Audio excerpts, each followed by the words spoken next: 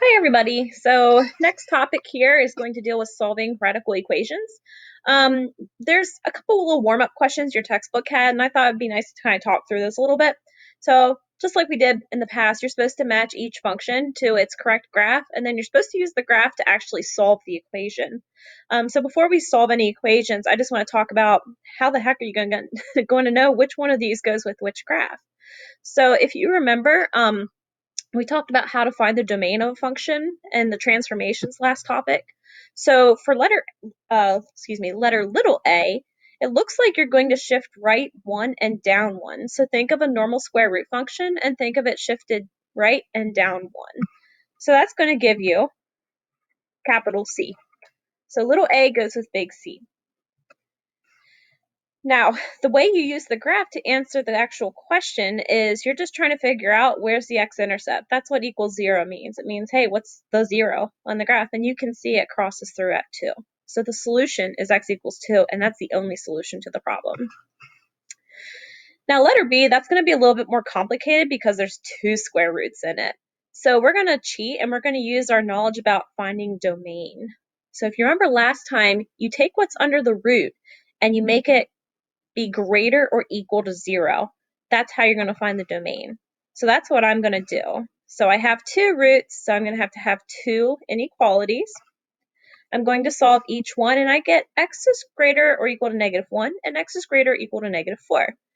So here's the deal. Anything that's greater or equal to -1 is also automatically going to be greater or equal to -4. So we kind of disregard that answer, and we go with the greater than equal to -1. So it looks like graph E has that domain. It has x values that are greater or equal to -1. So if you look, it looks like the 0 is at 2. And if you're not sure, you can always plug 2 into the problem for x, and you should get an answer of 0, which you do. Moving on to C, I'm going to use that domain trick again. I'm going to set the radicand greater or equal to 0. And I'm going to solve for x. Now here's where you got to be careful. It has an x squared in it. And one of our throwbacks that we did reminded us when you are solving a quadratic inequality, you make this number line. And these aren't solutions. These are critical values. So you would test each region. I know the middle's going to work because 0 works. So anything between -3 and 3 is the domain. So that would have to go with graph B. You can see it starts at -3 and it stops at +3.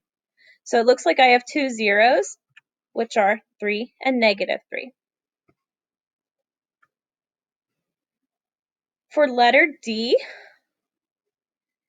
it looks like you're going to have x values that need to be greater or equal to -2. So you kind of look and see which function has a domain of -2 or above. So it looks like big D has that domain. And it looks like the 0 is once again 2. And that's kind of the idea. So for letter E, I want to set -x plus 2 greater than or equal to 0. I solve it and I get all x values have to be less than or equal to 2, and that's going to be graph F. And it looks like the 0 of graph F is at 1. So x equals 1. And then obviously letter F would have to go with A.